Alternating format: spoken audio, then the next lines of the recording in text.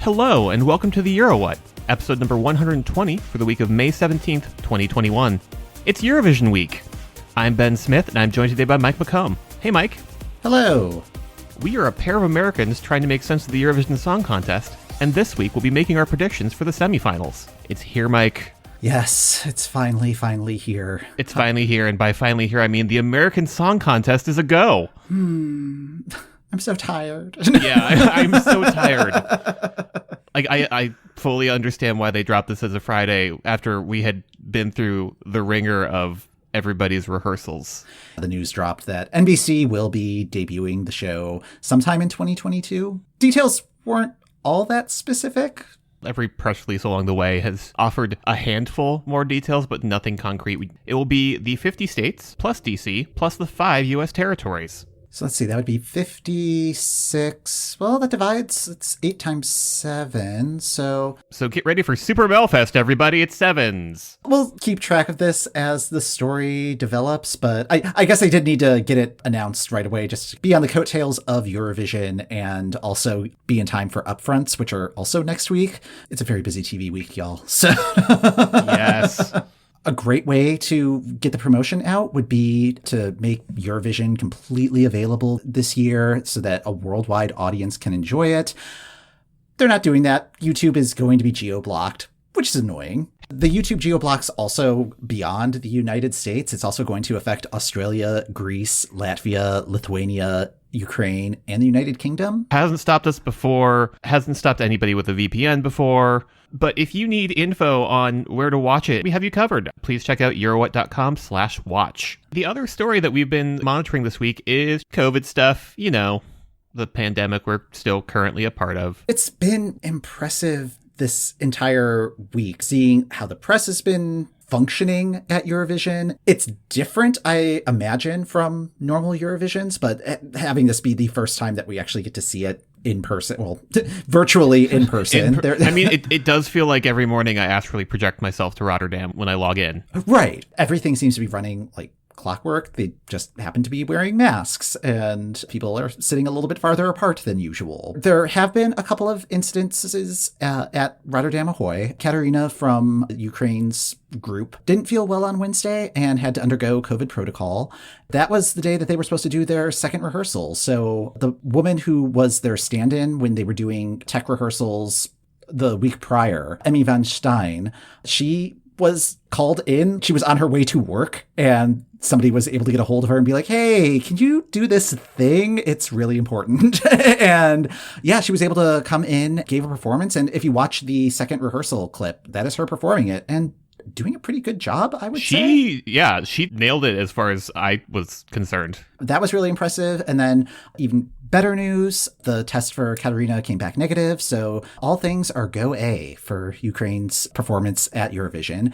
And they've invited Emmy to be their guest in the green room during the first semifinal as a thank you, which I think is pretty neat. That is a great story of being on your way to work and getting the call, can you be here? One of the articles I've read said that her parents had to rush and meet her at the Ahoy because they had her credentials to actually get into the venue. It seems so crazy, but the fact that it all came together, like, that's really heartwarming. It's a nice story. What's not so nice is that there have been a couple of COVID diagnoses in Rotterdam. On Saturday, it was announced a member of the Polish delegation tested positive, and on Sunday, a member of the Icelandic delegation tested positive. The artists themselves have not tested positive, but they are under quarantine and protocol along with Malta and Romania, who are all in the same hotel. And if it turns out that any of them can't make it to the live stage, then they do have the option of using either their pre-recorded backup performance or using the recording of one of their rehearsals from last week. Hopefully it doesn't come to that, but you just don't know with this. Fingers crossed here. Looking at the schedule ahead for this week, Monday and Wednesday are the jury semifinals. Tuesday and Thursday are the live semifinals. Friday is the jury final. Saturday is the grand final, and we now know the positions of the Big Five and the Netherlands. After all of the auto qualifiers had their second rehearsals on Saturday, they drew which half of the grand final they will perform in. Spain and the United Kingdom drew the first half, and France, Germany, and Italy drew the second half. Last year, Netherlands drew their exact position in the grand final, and that is position 23. It's going to be a pretty stacked second half already, and we don't even know who's qualified yet. We don't even know who the qualifiers are yet. All of the shows will be airing at 9 p.m. Central European Time, which is 3 p.m. Eastern. Get hype, everybody. It's going to be really exciting. It's going to be really good shows. So, seriously, we are in for such a treat this year. It bears mentioning that along with the clips posted on Eurovision's YouTube channel, Mike and I had press access to this year's rehearsals, and we're probably going to talk about them, so if you don't want to be spoiled, you may want to pause this and come back to it later. The upside is that you get to come back and enjoy how completely incorrect we're about to be. Not completely incorrect. We'll have at least 4 in the first semifinal and at least 3 in the second. Thank you, math. So Thanks, math. We will be posting the list of our predictions on our Instagram at EuroWhat, and we will be dropping our grand final preview episode on Friday. But again, from this point on, here there be spoilers. I guess we could talk about the methodology of how we came up with our predictions. We've done personal rankings before the rehearsals started and another set after rehearsals finished. I also went and did an analysis of the ratio of likes to dislikes on the official video that was posted on the Eurovision YouTube channel, the video from the first rehearsal for each contestant, and the video for the second rehearsal. There is also a ranking of who will win each semifinal on Odds Checker, which is a composite of multiple bookkeeping websites. This year, we added a composite of the various international fan polls from various blogs, OGAE, INFE. I think there may be some other letters in there, possibly LOL.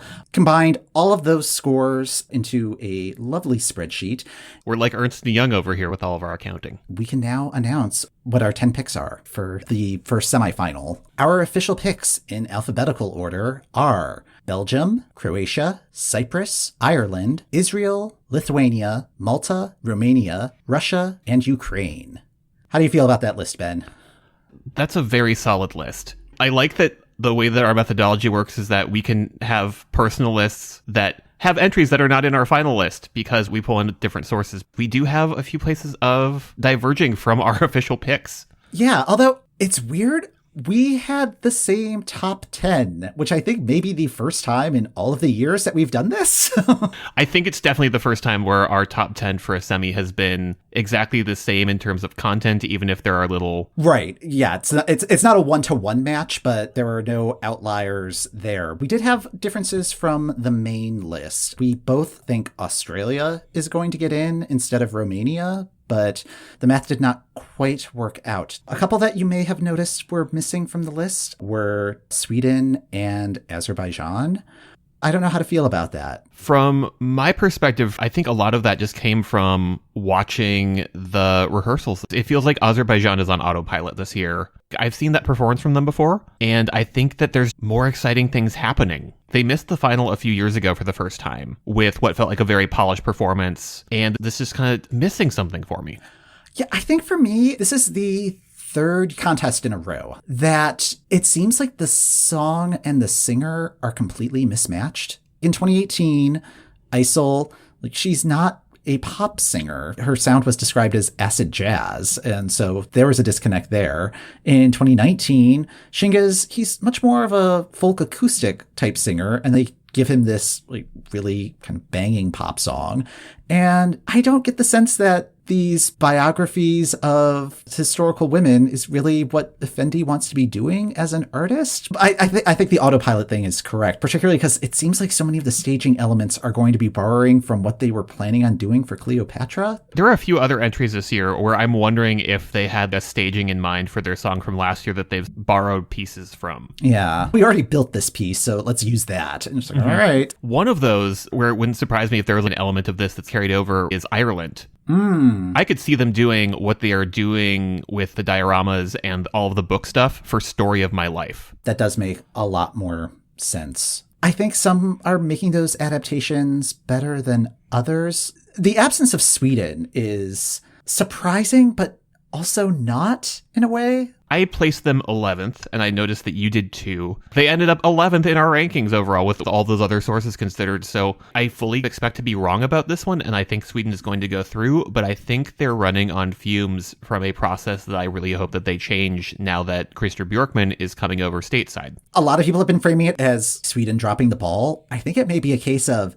everybody's caught up to Sweden. It's a shame, too, because Tusa has been one of my favorite people to see in all of the press conferences and the associated video content. I don't know if you've been watching the Nikki Tutorials videos that have been going up on the Eurovision YouTube channel, but those are all delightful, and he's such a firecracker. It's so much fun. The one that I've found to have a great online presence with this contest that is also missing from our list is Australia. Australia is on both of our lists. Overall did not make the cut. And I think Montaigne has been doing a stellar job, especially given that she's doing this remotely from Australia for everything. Montaigne's Twitter presence all week has been fantastic. And it's been really hard emotionally. The press conferences have been, I guess, raw would be a good way to describe it. And I'm hopeful that things turn out well for Australia, especially because it's such a unique circumstance and hopefully a once-in-a-lifetime circumstance. All we have are the clips from the video. The full version of the video has not been shown yet. That was not shown during their scheduled rehearsal time on either of their rehearsal days. What is on YouTube is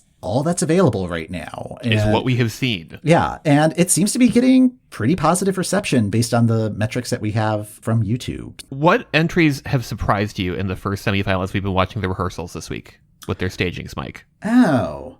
Because on my end, we talked when we revisited the songs about separating our baggage with Hooverphonic from last year from the song. Mm-hmm. I have been very, very impressed with every rehearsal of The Wrong Place. This is a band that's been performing for decades, and they know how to stage a show. I don't know what I was expecting from them for a performance, but I'm not dissatisfied. Really, I'm not dissatisfied with any of the performances. I think everybody's rehearsals have been fantastic. Everybody is bringing their A game. I think there are stagings that are more successful than others, and that's kind of how I've been framing my daily rankings of things, where it's like, all right, who is closest to actualizing what I think their vision is for the stage? And I think that's also what has made ranking these so difficult this year. Mm-hmm. Everybody's doing a really good job of following through on what it is that they want to do. I don't think there's anything that is so far out of left field where I'm just like, why did they do that? That is not the case, at least in the first semifinal. I remember the second semifinal. I know why we were couching that phrasing there. Well, you know. Let's talk about Romania.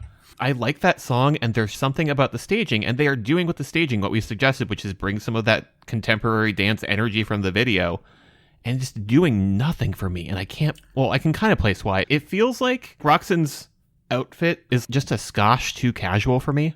Yeah, I can see that. I think it ages her down in a uncomfortable way. Like, she looks really young in this staging. I don't think it caught me as off guard in the second round of rehearsals, but in the first round of rehearsals it was like, oh, like she's supposed to be like 12 in this. It left me with a feeling of this feels very adult for junior Eurovision, and I don't think that's necessarily the impression that they want to give for this performance. Agreed. Well, and I thought that they had improved that with the styling for the second performance. Like, it felt less junior Eurovision. It seemed like there was a lot of improvement between the first rehearsal and the second rehearsal. I don't think there was a performance that was 100%. I think there was hesitation in parts. I think there were some weird camera choices, and maybe that'll be something that they fix for the TV performance. I'm not as bothered by it, but I can see how others might not have enjoyed this performance as much. Yeah, because like on my side, every time I have watched a rehearsal, it just kind of keeps sinking down in my ratings. I like the song and I like the intent behind this performance, but I'm not sure all of the elements are coming together in a successful way. The vocal was weak, but the performance was strong. And then the vocals were strong, but the performance wasn't quite matching up. There was one rehearsal where there was so much smoke on stage, you could not see what was going on. I think that one is probably the most bubbly of our list. Mm-hmm. Yeah, I can really see it going either way on the night. one to watch out for, and really watch out for all of them. It's going to be such a good show. So any other thoughts on the first semifinal? I don't want to get too spoilery because I don't want to dive I don't want to dive too much into what people are doing because I really want people to be delighted and surprised by everything that's happening. It's really not a bad performance in the bunch. And I think that carries over to semifinal 2 as well. So our official picks in alphabetical order for the second semifinal are Albania, Bulgaria, the Czech Republic, Finland, Greece, Iceland, Portugal, San Marino, Serbia, and Switzerland. Unlike the first semifinal where Mike and I had the same top 10, we have different top 10s this time around. Neither of us has the Czech Republic on our personal list. I have them in my heart. I have Benny Cristo at 11th because that one is really on the bubble for me, where I think I just need to see what that looks like on the night with a crowd in the audience. I had it much lower than I was expecting after doing my rankings. I have it all the way down at 15th, which feels crazy low. And again, this is not a case of I dislike the song or anything. I'm quite bullish on this song. I think just based on the rehearsals, they all felt like they were kind of at 75 to 85%. And I think part of that was they were treating it like rehearsals where you work on stuff and figure out the stage and all of that. But with the second round of rehearsals, the last performance is filmed as the backup performance in case something bad happens. I think that one was the most successful performance of all of the rehearsal performances, but it still felt like it wasn't giving its all. It could feel a little bit more energetic. But yeah, I completely agree with you that if there is a live audience, it is probably going to get cranked up to 11. Based on Benny's appearances at the various press conferences, like as soon as there is a crowd, there's just so much energy in the room and bouncing all over the place. So I think it might have just been the empty arena was dragging things down a bit. Mm-hmm. He is a performer that really benefits from a live audience. We have one area of difference in our personal rankings in that I have Denmark on my list. You have Portugal on your list. You do not have Denmark on your list. I do not have Portugal on mine. Correct. I did have Denmark as 11. They were definitely on the bubble for me. And I think I did let out a aw when I saw how my results shook out. They have broken my radar. I enjoy this so much, but it's in a weird area of 80s pastiche where I'm just like, is this really going to resonate with people? And is it going to be a great closer? And everybody's going to remember it when they're calling in their votes? Or is it going to land with a thud? I think that might have been the most shocking thing I heard in all of the press conferences from this week is this is their first public gig where there's a general audience. Yes. That is not a TV studio. And I was just like, are you kidding me? That is mind-blowing to me. With Portugal, I think that their performance is beautifully staged. They nail what they need to be doing for that song. I'm not in love with some of the visuals they're using. It's very literal, and I wish that they had gone... I don't know how they would have gone slightly more abstract, but something that wasn't just completely illustrating the song. Yeah, I have this ranked high because, again, ranking on who was successful in actualizing their idea. This is not about my personal preference. I've really grown to dislike this song and everything it stands for. No, but the first time that I saw it performed, it immediately reminded me of a performance that you see at the Grammys. First, like, oh, this is a group that got 15 Grammy nominations, and you did not hear about them until this performance that they are doing. And it just feels like it's filmed in this very CBS sort of way. Yes. Which is not my style at all, but it's a style for a lot of people. Otherwise, things would not be filmed this way. So it just feels very, very glossy, I think would be a great way of describing it. And they do a good job at what they are trying to do. And I think that's going to resonate with people. I agree that it is a little too literal in its interpretation, but I think the song is a little too literal in its interpretation. That's just kind of the song, so... Congratulations, you nailed the brief. All of my energy for, I don't like this song, but I will admit that this is staged extremely well, went to Austria. Yep. I have stated many times over the course of our on-season that I do not care for Austria's song, but they are nailing the performance. It feels like the sort of thing that the juries lap up and that Austria has done very well in the past before. Like, they keep doing very good stagings. During one of the rehearsals, somebody in the press room compared it to Austria's 2018 entry, and that one finished third overall. So it's like, oh, yeah, probably shouldn't sleep on this one. And individually, we are not sleeping on this one, although collectively, it did fall outside of our top 10. So I am fine if we are wrong about that one in either direction. We're just like, all right, if it didn't make the list, good, we called that. If it does make the list, good, we called that. So I like that. I like that through our thoroughness of methodology, we have covered both scenarios. Yeah, hedging our bets is fun. Just like hedging our bets, because if they make it through, we can be like, well, we were correct. It's just the bookies that didn't see this happening. And if they didn't make it through, it's like, well, we were wrong. We're just individuals. What do we know? I think I'm okay with this list. There's nothing that's jumping out as being like, oh, this one didn't get in, or outrage that something got in that probably shouldn't have. There have been a few things in watching rehearsals that have been disappointing in staging. For me, Moldova just feels like they kind of missed the opportunity to do something a little bit more whimsical. I'm not sure what more they could do. That part of the semifinal is so messy, I think might be the best way to describe it. Can we talk about Switzerland? I think they have massively overthought the assignment on this one. I get that they didn't want to do a man behind a piano because that really makes it clear that that's what won in 2019 and that the same producers did this song. But I am not really connecting with the interpretive dance performance that is happening on screen. No. That's all I've got. No. It's just I don't know what you do with the staging for this if it's not man behind piano earnestly performing the song, but it's not this. As soon as I heard that Sacha Jean-Baptiste was involved, it was like, okay, what kind of choreography could they do? Number one, do not do the standard flanked by four dancers that happens with every other SJB performance. But I almost want to see that more than this, though. I'm picturing something from, like, at the beginning of Festival y Congas for this season. There was that intro package that they showed before all three shows. And there was that interpretive dance with the panel of glass between the two dancers. I think something along those lines, like a contemporary thing where it's two other people dancing. Where it's very specifically two people who are not Jean's tears. Right. And I think that could have worked. This feels very Swedish in its delivery. Like, I was instantly reminded of Benjamin Ingrosso's performance in 2018 with the weird, we brought our stage from home type thing. And I think part of it was also, I was not expecting John to dance. Have you encountered the rap music meme that has been attached with the rehearsal clip? I have seen the rap music meme. I have seen the let's put the Flo Rida verse from Adrenalina over this meme. Okay, yeah. Yeah, like, I'm just like, this is not what this... No. I'm still waiting for the Roman holiday version of that one to pop up, but I was going to make it myself, but it's like, no, I should let somebody who knows what this exists somewhere, and it will get retweeted into my feed at some point.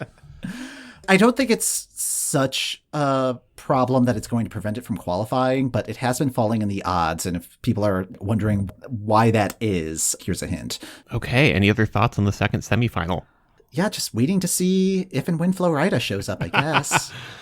I do appreciate how Sunit is teasing us at every possible opportunity. Yeah, although she was getting kind of salty at her second press conference where, like, she actually told reporters, do not ask me that again. So, Which, fair. The song is Sunit featuring Flo Rida, not Sunit and Flo Rida together. We are both equal parts of the act. And if he doesn't show up, I think it'll be fine. The stand-in that they have was part of a group that was on X Factor Italia, and he's doing a great job, so props to him if he needs to come in on a permanent basis. What I think made ranking the second semifinal overall particularly challenging is with the way that the rehearsal schedule shook out, we have not seen anything close to a full run of the semifinal. For the second round of rehearsals for the first semifinal, they were able to do everything up to Ukraine, and then Malta was the only one missing from that set. So we got a pretty good sense of what the flow of the show was going to feel like.